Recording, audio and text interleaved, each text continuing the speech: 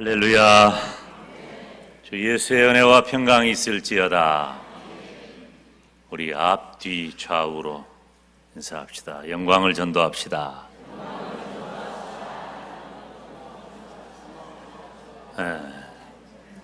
자, 이제 가족 구원 지금이 기회입니다.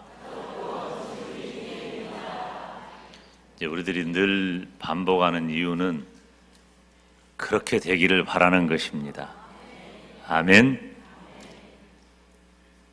이 사도행전 16장에 나오는 빌립보 간수와 루디아는 그 가정이, 자신은 물론이고 그 가정이 예수님을 믿고 구원받아 온 집안이 세례를 받았어요.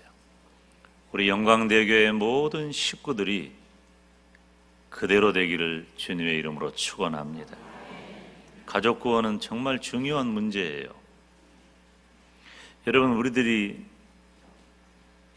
이 세상에 존재하는 모든 것들 가운데 가장 사랑하는 것이 가족이잖아요. 뭐 크게 이견이 없을 거예요. 우리가 가족을 그렇게 사랑하는데 사랑의 첫 번째 선을 꼽는 그 가족이 예수님을 믿고 구원받아 천국 가는 일, 이것보다 중요한 것은 없다. 너무 중요한 것이에요. 여러분, 왜냐하면 그냥 단순히 우리들이 예수님을 믿는다. 여러분, 우리는 이 교회의 의의가, 여러분들은 그냥 교회 다니는 사람들이 아니에요. 교회에 와서 무슨 관계를 형성하고, 또 교회에 와서 무슨 교양을 쌓고, 교회에 와서 여러분이 담임 목사 설교가 제가 가지고 있는 학문과 지식과 경험, 이런 것들을 가지고 여러분들에게 세상 잘 사는 방법, 물론 그런 것들도 말씀 안에 다 들어있어요. 말씀 안에는 없는 것이 없어. 그러지만은 가장 중요한 건 뭐냐면 교회 안에는 구원이 있다는 거예요. 예수님을 믿고 구원받아 천국 가는 것. 이 목사의 책임은 뭐냐면 우리 교회 울타리 안에 있는 성도들을, 제가 여러분을 천국 보내는 것은 아니에요. 오해하면 안 돼요. 제가 여러분을 천국 보내는 것은 아니지만 우리 교회 울타리 안에 있는 모든 성도들이 천국 갈 때까지 그 신앙을 지키고, 아멘, 떨어져 나가지 아니하고 견고하여져서 천국에서도 다시 만나는 겁니다. 그래서 우리가 오늘 또 뭐 장례식 한 분 있습니다만은, 오늘 돌아가신 분은 이름이 요섭이에요. 오요섭 집사님. 과거에는 이 한문으로 셉자가 없으니까 요셉이라고 이름 짓고 싶은데 그 한문이 없으니까 지금은 한글 이름이 있으니까 요셉도 있어요. 한 획 빼고 한문 있는 요섭으로 많이 지었어요. 오늘 돌아가신, 천국 가신 분은 83세예요.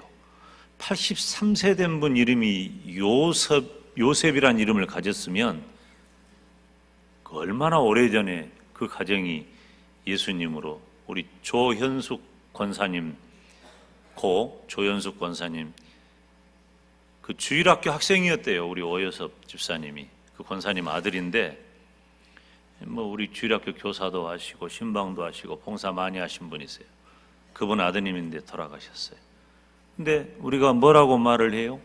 천국 환송 예배 드린다 그러잖아. 장례식 할 때 천국으로 환송하는 거예요. 빠이빠이 하고 어디서 다시 만나요? 천국에서 다시 만나요. 제가 저 북경 가가지고 그 평양에서 온 그 식당에 가서 밥을 먹은 적이 있는데, 거기서 한 2번, 3번 식사를 이렇게 그 행사 때문에 한 적이 있어요. 근데 그 아가씨들이 이렇게 말하더라고.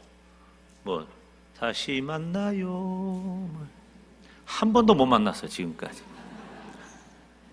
근데 우리는 천국에서 다시 만납니다.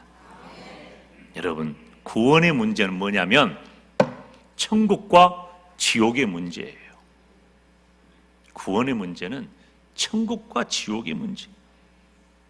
천국과 지옥은 가상의 현실이 아니에요. 실존하는 세계요, 실존하는 공간입니다. 관념이 아니에요. 여러분, 우리 믿음은 무슨 상상의 산물이 아닙니다. 믿음은 실제적인 것이에요. 그래서 예수님을 믿는 성도의 삶이 중요한 이유는 내가 예수님을 믿으면 내 인격이 변화하고 내 삶이 변화할 수밖에 없는 거예요. 정도의 차이는 있어요. 그 신앙적 경륜과 그리고 태도에 따라서 정도의 차이는 있지만 분명한 것은 예수님 믿으면 천국 가고 예수님 믿으면 삶이 바뀐다는 겁니다. 모든 사랑 가운데 첫 번째라고 할 수 있는 가족 사랑이 우리에게 있다면 그것은 반드시 천국 가는 전도로 이어져야 할 줄 믿습니다. 오늘 본문은 예수님의 산상수훈이잖아요. 너무나 유명한 말씀이에요. 예수님 믿지 않는 분들도 여기 오늘 본문 14절 15절을 읽었는데 13절부터 16절까지의 말씀을 인용해 가지고 빛, 소금 굉장히 많이 얘기합니다. 예수님 믿지 않는 분들도 굳이 전도와 설교가 아니라고 할지라도 인용을 많이 하는 너무나 유명한 말씀이죠. 빛과 소금 되어라. 이것은 성도들이 얼마나 모범적인 삶을 살아야 할 것인가, 그 책임이 있는 거예요. 예수님을 믿는 성도의 책임은 빛이 되어 살고 소금 되어 사는 그 모범적 삶에 책임이 있다는 거예요. 우리는 그냥 살 사람이 아니에요. 왜 그렇습니까? 우리도 먼저 예수님을 믿는 분들에 의해서 우리가 전도되어 예수님 믿고 구원받아 천국 가게 된 것처럼 아직도 하나님께서 예비하신 예비 성도들에 대하여 우리가 모범적 삶을 보임으로 전도의 지름길이 되게 하는 것입니다. 그래서 우리들의 삶이 중요한 것입니다. 특별히 14절 말씀을 보면 너희는 세상의 빛이라 그랬잖아요. 15절에 이러므로 집안 모든 사람에게 비치느니라. 16절에 보면 이같이 너희 빛을 사람 앞에 비추게 하여 저희로 너희 착한 행실을 보고. 세상의 빛이 집안 사람에게 비치는 거예요. 어떻게? 착한 행실로. 우리가 빛으로 살아가고 소금으로 살아간다는 것은 우리의 착한 행실을 통해서 그렇게 살아가는 것입니다. 전도 중에 가족 전도가 정말 어렵습니다. 왜 그렇습니까? 가족은 내가 어느 무엇 또 어느 누구보다도 더 사랑하지만 내가 그 가족들에게 온전하게 모범적 삶을 보인다는 것은 쉽지 않아요. 물론 가족은 내 편이에요. 옳고 그름을 떠납니다. 내가 볼 때 틀림없이 지금 남편 얘기가 틀린데 아내는 무조건 남편 편이야. 남편은 무조건 아내 편이야. 상대방이 옳아도 참 이게 객관성이 없어요. 가족은 그러니까. 그러죠? 객관성이 없어요. 그렇지만 그럴 정도로 가족 사랑은 깊지만 정작 자신이 가정 안에서 모범적 삶을 보인다는 것은 굉장히 어려운 일이에요. 목사가 설교를 하는데 목사 설교가 얼마나 은혜로운가 하는 것을 알려면 사모가 은혜 받으면 모두가 은혜 받는다. 그런 말이 있어요. 그래서 제가 가끔 아내에게 묻습니다. 은혜 받았어? 물어봐요. 정말 쉽지 않습니다. 목사의 가정 안에서 목사가 아내에게 또 자녀에게 제가 완벽한 인간이 아니잖아요. 사실은 완벽이 아니라 오히려 흠과 티가 실수가 더 많은 그런 케이스죠. 저는 모르는 것도 많고 실수하는 것도 많고. 우리가 어렸을 때부터 들은 목사님들의 그 설교 예화가 있는데요. 이건 여러분들도 많이 들었고 또 저도 한 것 같아요. 저녁 예배 마친 다음에 집에 가니까 목사님이 집에 딱 들어가니까 사모님이 보따리를 싸고 있어서 어디 가요? 그랬더니 나 강대상에 올라가려 그런다고, 거기서 살라 그런다고. 왜 그래요? 그러니까 당신은 여기서는 그냥 천사같이 설교하고 그렇게 좋은데 집에만 오면 그러니까 여기 가서 살자는 거예요. 그렇게 삶으로 모범을 보인다는 것은 쉽지 않은 일입니다. 제가 목사님들 예를 드니까 여러분의 표정이 꼭 나만 그런 것처럼 쳐다보는데 그거 아니요. 지금 여러분들도 다 마찬가지예요. 우리가 다 그래요. 가정 안에서 모범적 삶을 산다는 건 정말 쉽지 않습니다. 그런 힘든 삶을 사는 여러분들을 주님의 이름으로 격려합니다. 힘을 내십시오. 그래요. 가족 구원은 내가 가지고 있는 간절한 소망이기도 하지만 우리 가족을 향하신 하나님의 뜻인 줄로 믿습니다. 정말 쉽지 않은 것은 우리 집안 사람들에게 빛을 비추는 거예요. 빛을 비추면 다 드러나잖아. 나의 착한 행실을 보이라는 거예요. 보이라는 거예요. 오늘 말씀은 사실 본문을 해석하고 본문을 여러분들에게 적용적인 해석으로 설교하는 기존의 제 설교 패턴하고는 좀 다릅니다. 오늘은 목적이 있는 설교이기 때문에 어떻게 하면은 가족을 구원하는 일을 우리가 지금 감당할까 하면서 구체적으로 3가지 가족 전도하기 위해서 우리가 가져야 할 태도, 그것에 대해서 여러분들에게 이렇게 팁을 좀 드리려고 합니다. 남편을 전도하려면 첫째, 우리가 어떻게 아내된 자로서 남편을 전도하려면, 그리고 남편의 신앙이 아직 조금 미약하면 아내된 성숙한 성도로서 어떤 삶으로 모범을 보여야 될까? 여러분, 한국 교회는 거의 대부분 아내들의 헌신으로 전도되어서 교회에 오는 경우가 많습니다. 실제로 교회 안에도 거의 3분의 2 혹은 4분의 3이 여성도들이에요. 굉장히 여성도 비중이 한국 교회는 높죠. 서구 교회는 그들이 일상화되어져 가지고 부부와 가족이 함께 교회 가는 게 일상화되었어요. 뭐 혼자 가는 경우는 거의 드뭅니다. 온 가족이 함께 교회를 가죠. 제가 어렸을 때 본 그 미국 드라마가 있는데 그 초원의 집이라는 그 드라마가 있어요. 기억하세요? 예, 좀 괜찮게 사는 집이 텔레비전에 있어서 그걸 봤어요. 그 초원의 집이라는 드라마가 있는데 거기 보면은 그 마차 타고 온 가족이 다 교회 가요. 그런데 교회 가보면 그렇게 온 가족이 교회 와서 예배를 드리는 데가 많아요. 지금도 거의 그렇습니다. 아마 한국 교회는 오늘 또 남편을 전도하기 위한 소원을 가진 여성도들이 굉장히 많을 줄 알아요. 우리도 지금 현실적으로 여성도들이 훨씬 많잖아요. 그러면 전도하려면 어떻게 해야 되느냐? 이건 매우 구체적이고 실제적인 거예요. 실제 성경이 어디 그런 게 기록됐냐? 이 시간에 그렇게 이야기하면 안 되고 좀 여러분들에게 이 전도를 하기 위해서 우리가 좀 바꿔야 할 자세, 이렇게 오늘은 이해하시면 좋겠어요. 7가지 남편을 전도하기 위해서 내가 어떤 태도를 취할까? 7가지가 아니라 한 20가지 정도 되는데 줄였어요. 제가 시간 때문에. 첫째, 절대로 남편에게 잔소리를 하거나 설교를 하면 안 돼요.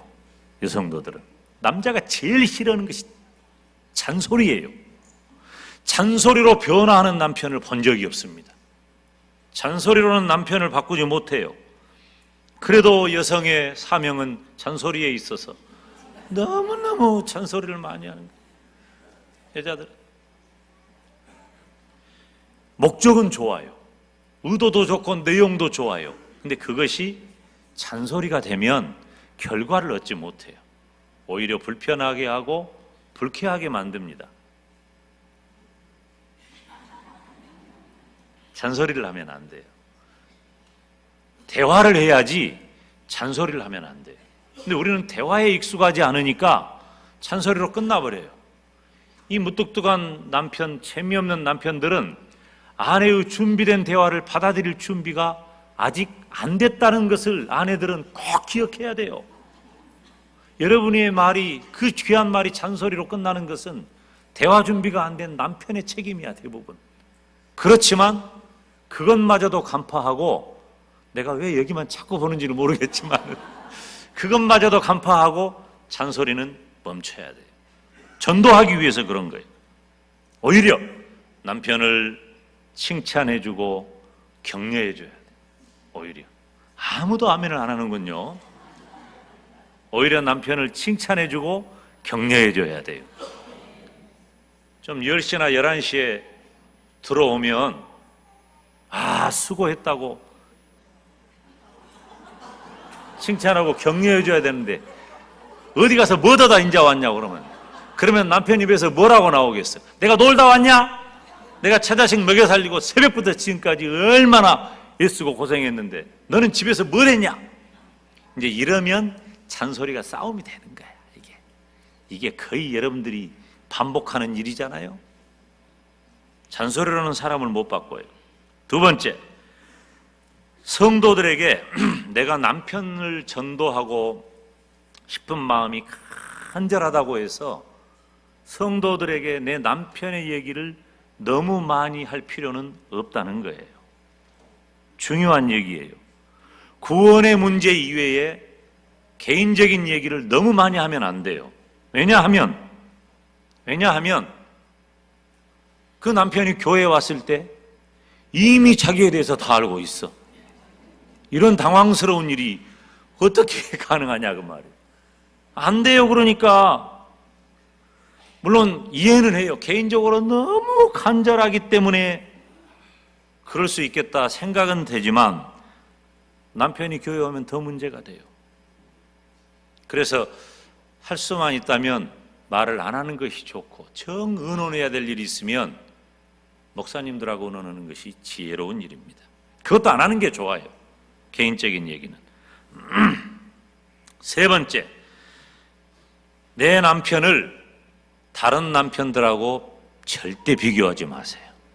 비교는 끝장나는 지름길입니다. 이 비교는 안 돼요. 사람들은 거의 대부분 남자든 여자든 어린아이든 어른이든 다 자기 속 안에 뭐가 있냐면 열등의식이라고 하는 공룡이 자리 잡고 있어요. 없는 사람이 없어요. 여러분, 제가 열등의식이 없어 보입니까? 제가 어렸을 때요, 지금까지도 그러지만 이 열등의식이 얼마나 심했는지 몰라요. 제가 가진 핸디캡이 있기 때문에 그 핸디캡이 드러날까 봐 그런 말만 하면 팍 올라오는 거예요. 건들기만 해봐라. 준비 딱 하고 있다가 그거 건들면 팍 터져버리는 거예요. 저만 그런 것처럼 여러분이 그렇게 쳐다보시면 안 돼요. 모두 다 마찬가지예요. 모두 다. 근데 특별히 비교하면 안 돼요. 비교하면 그 열등의식을 너무나도 세게 자극하기 때문에 전도가 되겠어요? 절대 안 돼요. 절대 안 돼요. 특히 예수님 안 믿는 남편 앞에서 목사님 자랑은 가능하면 안 하는 게 좋습니다. 가능하면.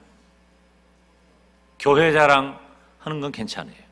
복음 얘기하는 건 괜찮은데 우리 교회 목사님은 이렇고 우리 교회 장로님은 이렇고 다 보니 그 예수님 안 믿는 남편 입장에서 보면은 남의 남편 얘기예요. 할 필요가 없어요. 교회 오면 다 만나게 돼 있는데 왜 먼저 얘기를 해요? 절대 비교하면 안 돼요. 오히려 내 남편을 최고의 남편으로 느끼게 해줘야 돼요. 최고의 남편으로 항상 칭찬하고 격려하고 자랑스러워하고, 아이들에게도 자기 남편 얘기를 할 때 아이들 아버지잖아요. 근데 꼭 애들 앞에서 그거 안 돼요. 애들 앞에서는요, 아이들이 자기 아버지에 대한 자랑심을 가질 수 있도록 해줘야 돼. 우리 아버지는 자랑스러워, 영웅이야. 일하다가 과거에 우리 아버지들은 다 영웅이었어요. 얼마나 대단했는데. 우리 과거의 아버지들은 많이 배우지도 못했고 하는 일도 지금처럼 그렇게 깨끗한 옷 입고 하는 일도 아니었어요. 우리 아버지들은 당당했다고. 그냥 하루 종일 일터에서, 우리가 일터라고 하는 것이 그때의 시절만 해도 1차 산업, 2차 산업에 해당하는 일이기 때문에 남루한 옷을 입고 허들의 일을 하고 그렇게 얼마나 지치고 꾀죄죄하고 그러잖아요. 근데 이제 퇴근길에 일하고 돼지고기 하나 들고 쌀 사가지고 이렇게 집에 들어오는데 한 잔 탁 하고 건하게 취해갖고 들어오는데 아내가 딱 맞아 집에 들어가 보니까 자식들이 다 자고 있어. 그러면은 우리 아버지들은 어쨌어요? 안 그런 분들도 있지만 이불을 발로 걷어차면서 이놈의 자식들이 아버지도 안 들어왔는데 펴자고 있다고 당당하게 그랬단 말이에요. 근데 지금은 첫째, 개가 깰까봐 조용히 들어. 세상에 개가 깰까봐 조용히 들어오고 애가 깰까봐 더 조용히 들어오고. 잠자는 아내는 가능하면 없기를 바라지만,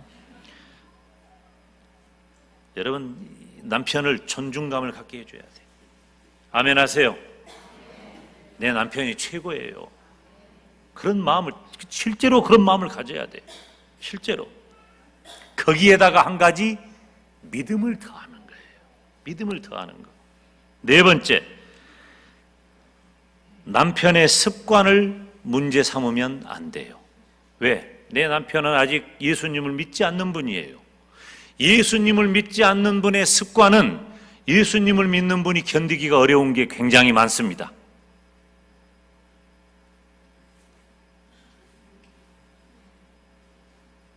굉장히요. 이것뿐만 아니에요. 그런데 예수님을 믿지 않는 내 남편은 예수님을 믿기 전에는 죄악된 습관들을 바꾸기가 어려워요. 극복할 능력이 없기 때문입니다. 그런데 중요한 건 뭐냐면 남편의 습관이 지옥 가게 하는 것 아니에요. 무엇이 문제예요? 믿음이 없는 것이 문제예요. 그래서 습관은 다음 문제야. 습관은 지금 이 예배를 드리는 우리 중에도 정도의 차이가 다 있잖아요.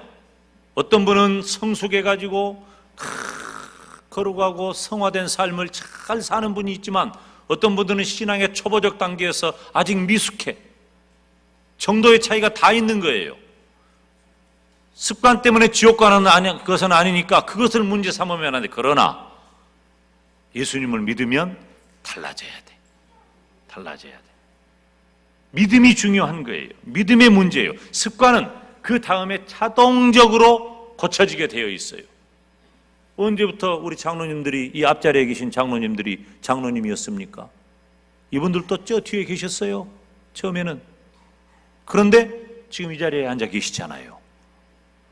습관은 해결되게 돼 있어요. 습관은. 믿음이 중요해요.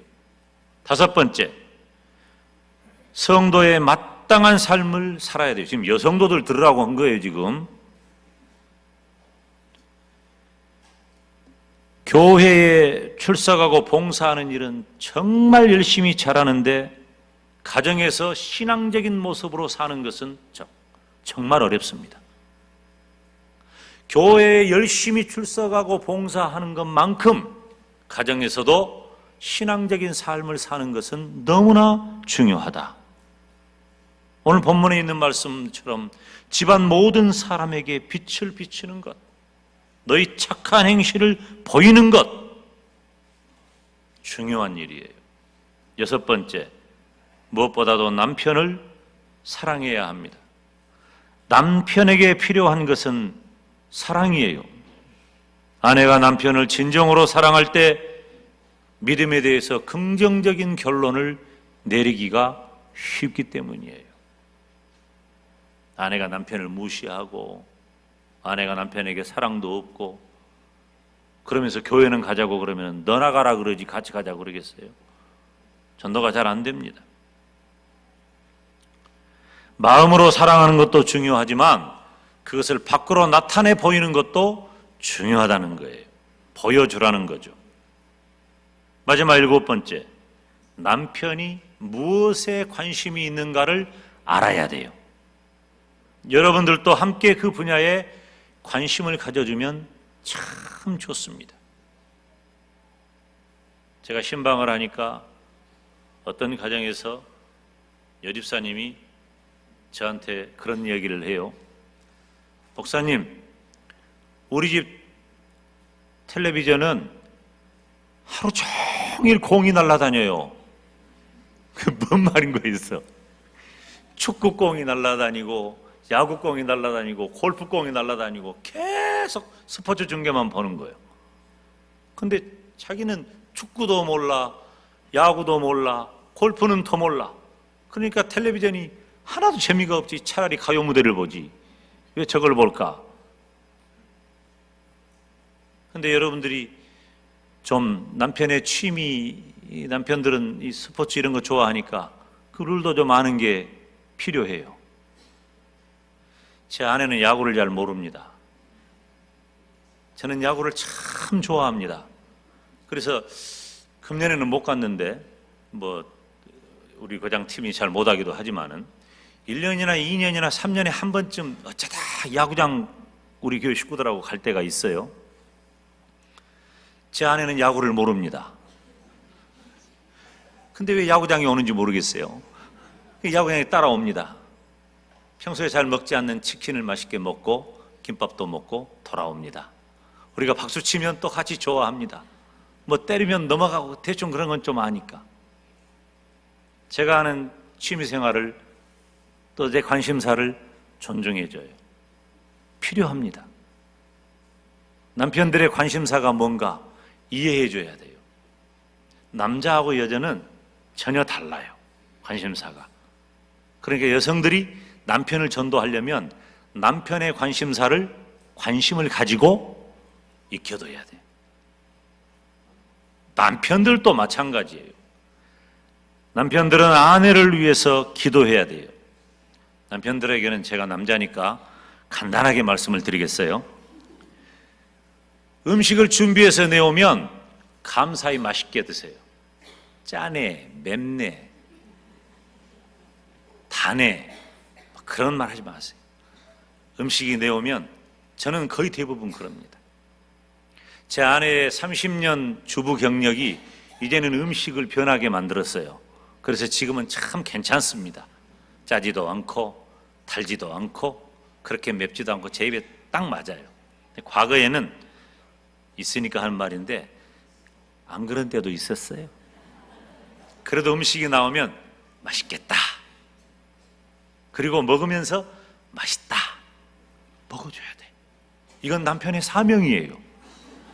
아직 예수님을 안 믿는 아내가 있다면 정말 그렇게 하셔야 돼. 정말 그렇게. 아내가 새 옷을 사 입었으면 왜 내 허락도 안 받고 사 입었냐고 말하면 안 돼요. 아내의 새 옷을 잘 어울린다고 칭찬해 줘야 돼요. 눈에 좀 거슬려도 요즘 유행이 그런 줄 알고. 쓸데없이 돈 쓰는 아내는 거의 없거든요. 칭찬해 줘야 돼. 특히 파마를 하고 왔는데 아무 말도 않고 눈치를 못 채고 그날 밤에 잠을 잔다? 이것은 대형 사고를 유발하는. 파마가 여러분 얼마나 힘든지 아시오? 와, 한번 내가 파마하는 데를 같이 갔어요. 파마하고 하라고. 제가 일 보고 와서 왔는데 아직도 이러고 있어요? 아직 시간이 좀 덜구나. 또 한참 일 보고 왔는데 멋이 또 뱅글뱅글 돌아가고 있어? 아직도 안 됐구나. 야, 이 파마가 뭐 약을 발라도 뭘 많이 바르고 말고 묶고 풀고 굉장히 복잡하더라고. 그렇게 해서 만든 건데 이 남편들이 그걸 몰라줘. 아무 관심이 없어. 이건 대형 사고입니다. 반드시 집에 들어갈 때는 아내의 머리를 힐끗 보고 변화를 감지하면 머리 예쁘게 됐다고 관심을 가져줘야 돼요. 무엇하기 위해서? 전도하기 위해서. 전도하려면 우리가 별일도 다 해야 돼요. 전도하기 위해서. 두 번째, 자녀를 전도하기 위해서 부모님들은 지금 그냥 전도 안 됩니다. 여러분, 제가 지금 50분의 예배를 끝나기 위해서 금년에 굉장히 애를 쓰고 있다는 것을 여러분들이 눈치챘는지 모르겠지만은 예배 시간을 짧게 하려고 애를 써요. 근데 오늘은 용서하세요. 일부 예배 때도 그랬어요. 오늘 할 말이 많아. 지금 이 부모들은요, 자녀를 전도하려면 엄청난 영적 전투를 해야 합니다. 자녀 전도가 정말 어려운 때가 됐어요. 5개만 말씀드릴게요. 첫째, 여러분의 자녀 손들을 주일학교에 보내십시오. 아멘? 선생님들이라도 아멘 해봐요. 주일학교를 보내셔요. 내 아이들이 성인이 되고 성숙한 믿음의 사람이 될 때까지 교회 학교에 각급 주일학교를 떠나지 않도록 돕고 격려하시기 바라요. 그 중요해요. 학교 교육은 얼마나 성실하게 일합니까? 저는 결석해 본 적이 없어요. 지각도 안 해봤어요. 우리 할머니가 우리 어머니가 절대로 아파도 학교 가서 아파라, 뭐 그런 논리가 있는지 모르겠지만 아무튼 저는 아프든 힘들든 피곤하든 무조건 학교에 갔어요. 학교에 가야 되는 줄 알았어요. 여러분들도 다 그런 태도를 가지잖아요. 학교에 대해서는. 학교 교육에 얼마나 성실합니까?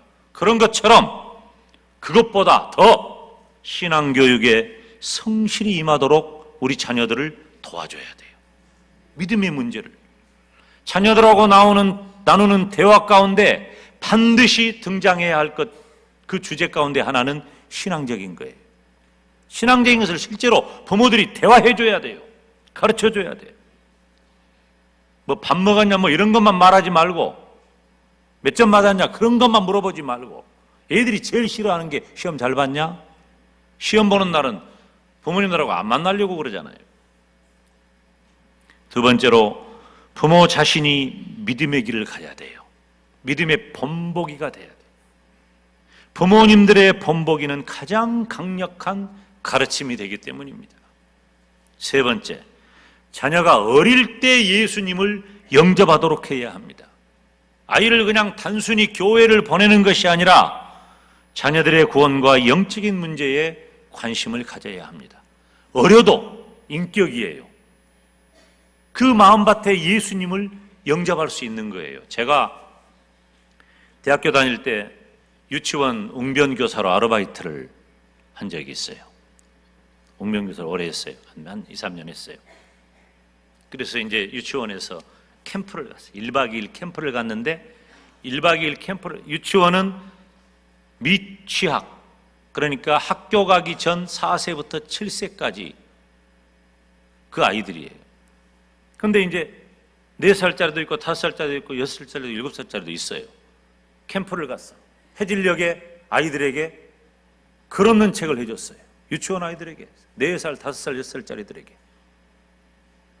여러분, 오냐 오냐 이쁘다 좋다 채롱만 받아들이지 말고, 그 아이들에게 제가 글 없는 책으로 복음을 전했는데 아이들이 예수님을 나의 구주, 나의 하나님으로 영접한 거예요. 유치원 아이들이 해요. 그러니까 우리의 자녀들이 어렸을 때 예수님 얘기하고 복음 얘기를 해주고 본보기를 보여야 돼요. 어렸을 때 예수님을 믿도록 해줘야 한다는 거예요. 굉장히 중요한 문제예요. 네 번째, 자녀들에게 지나친 엄격함보다도 자유를 존중해줘야 한다. 아이들이 가장 원하는 것이에요.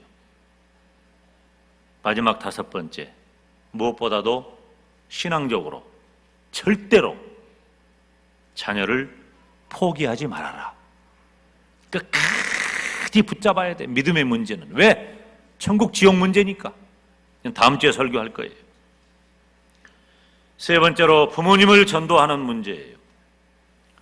의외로 부모님을 전도하는 일은 쉬운 일이 아닙니다.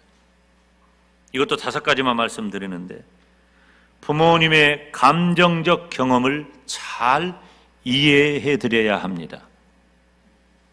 부모님은 언제까지나 나의 영웅이 아니에요.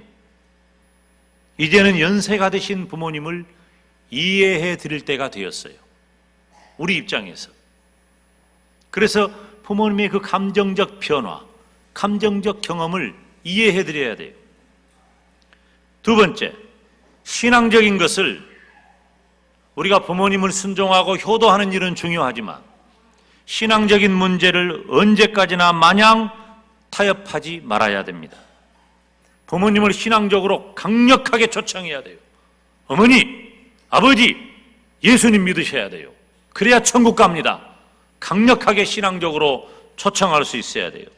세 번째, 교회 프로그램에 부모님을 초청해야 합니다. 왜? 교회가 친숙해지면 효과가 있으니까. 우리 유치원에서 아이들 이 발표회 하잖아요. 연말이면. 그러면은 별 사람이 다 와요. 교회 안에. 그냥 거나 해가지고 오신 분도 있고 그래요. 근데 그 자리에 할아버지 할머니나 이렇게 앉아 계시잖아요. 그러면은 누구만 봐요? 자기 자식만 보는 거예요. 자기 자식만 보는 거예요. 우리 아들이 유치원 사수를 하고 초등학교를 갔어요. 4년 내 유치원 다녔어요. 근데 4살이 딱 돼가지고 첫 해에 연말에 이제 발표를 해요. 발표를 하는데 한 연하무 명이 앞에 나가가지고 그 별이 있는 그 봉 있잖아요. 막대기 위에 별이 있는 거, 그걸 하나씩 들고 다 이렇게 율동을 하고 노래를 하고 그러는데 우리 주성이는 뭐 하고 있냐면 그 노래가 시작하면서부터 끝날 때까지 변화하지 않고 이렇게만 있는 거예요. 그 앞에는 그 아이의 속 없는 아빠 김 목사가 있는 거예요.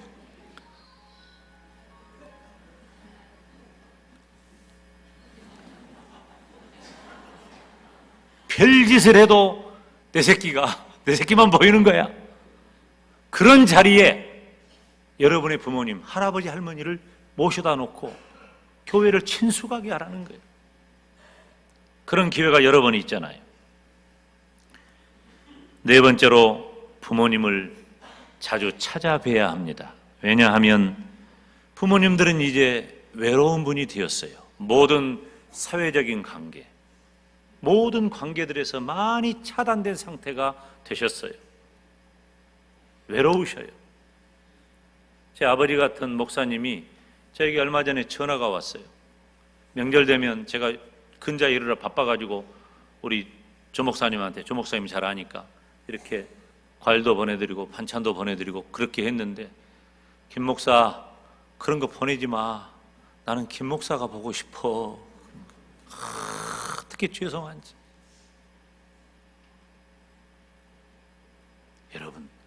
여러분의 부모님이 그 말씀을 하시는 거예요. 난 네가 보고 싶다.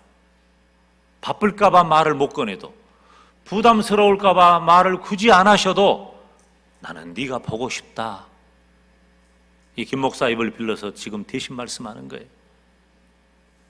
자주 찾아뵈야 돼. 외로워요. 마지막으로 무엇보다도 하나님께서 여러분의 수고에 응답하실 것을 믿으시기 바랍니다. 헛수고는 없습니다. 친척을 전도하는 일에서도 같은 노력과 기도가 필요한 거예요.